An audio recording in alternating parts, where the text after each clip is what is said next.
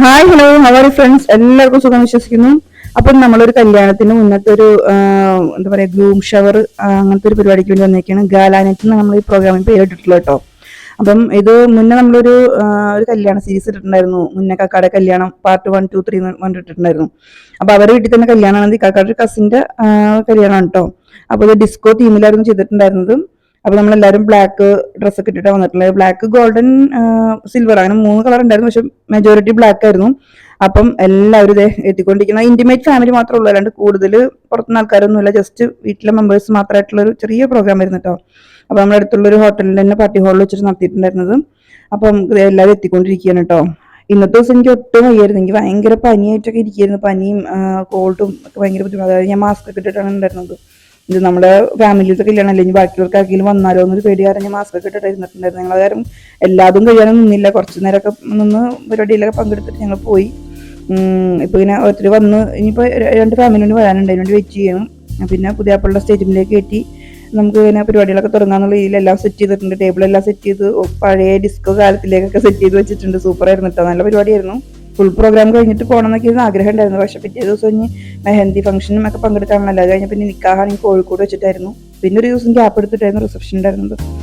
അപ്പം ഇതിനൊക്കെ നമ്മൾ ആക്റ്റീവായിട്ട് നിൽക്കേണ്ടത്. കാരണം അന്നത്തെ ദിവസം ഞങ്ങൾ കുറച്ച് നേരത്തെ പോയി.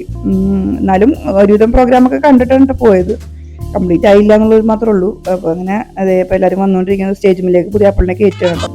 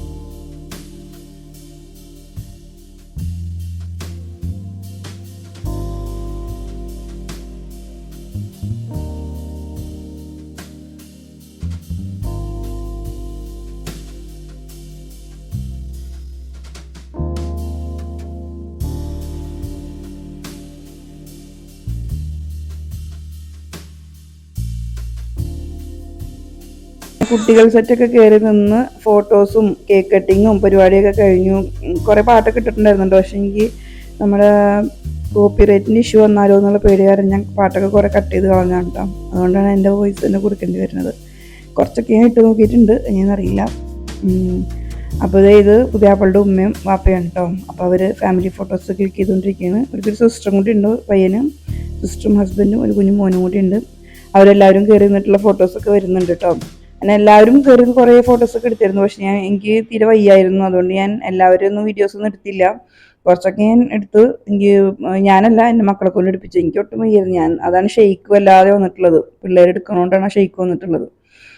അതൊക്കെ എല്ലാവരും ഫോർഗീവ് ചെയ്യുമെന്ന് വിചാരിക്കുന്നു. അതേ പെങ്ങളും ഹസ്ബൻഡും കുട്ടിയും കൂടെ കയറി നിന്നിട്ടുണ്ട്. അപ്പോൾ അവരെ ഫാമിലി ഫോട്ടോ ക്ലിക്ക് ചെയ്തുകൊണ്ടിരിക്കുകയാണ്. പിന്നെ ഇത് കഴിഞ്ഞിട്ട് 2 വീക്സ് കഴിയുമ്പോൾ തന്നെ ഈ പുതിയാപ്പിളുടെ ഒരു കുഞ്ഞിപ്പാടം മോൻ്റെ കല്യാണം കൂടി ഉണ്ടായിരുന്നു കേട്ടോ. അപ്പോൾ 2 വീക്സ് ഡിഫറൻസിലായിരുന്നൊരു കല്യാണം ഉണ്ടായിരുന്നത്. അപ്പോൾ ആ പുതിയാപ്പിളയും പയ്യനും കൂടി നിന്നിട്ടുള്ള ഒരു ഫോട്ടോസ് ക്ലിക്ക് ചെയ്തിട്ടുണ്ട്. അവരൊരു ഗ്രൂം ടു ബി പോലെ ചെയ്തിട്ടുണ്ടായിരുന്നു. അപ്പോൾ എനിക്കങ്ങനെ ഫുൾ വീഡിയോസൊന്നും എടുക്കാനും പറ്റിയില്ല, ഫുൾ എൻജോയ് ചെയ്യാനും പറ്റിയില്ല. അപ്പോൾ ഞങ്ങൾ വേഗം ഭക്ഷണം കഴിച്ച്, ഇങ്ങനെ എല്ലാവരും വന്നു കഴിഞ്ഞപ്പോഴത്തേക്കും ഞങ്ങൾ വേഗം ഭക്ഷണം കഴിച്ച് അവിടുന്ന് പോയിട്ടുണ്ടായത്. അപ്പം എല്ലാവർക്കും വീഡിയോ ഇഷ്ടപ്പെട്ടിട്ടുണ്ടാവും എന്ന് വിചാരിക്കുന്നു. കുറേ ഫോൾട്ടൊക്കെ ഉണ്ടെന്ന് എനിക്കറിയാം, എന്നാലും എല്ലാവരും സപ്പോർട്ട് ചെയ്യുമെന്ന് വിചാരിക്കുന്നു. അപ്പം വീഡിയോ ഇഷ്ടപ്പെട്ടെങ്കിൽ ലൈക്ക് ചെയ്യുക, ഷെയർ ചെയ്യുക, കമൻറ്റ് ചെയ്യുക. വീണ്ടും നല്ലൊരു വീഡിയോയുമായി വരുന്നവരേക്കും ബൈ ബൈ. Thank you.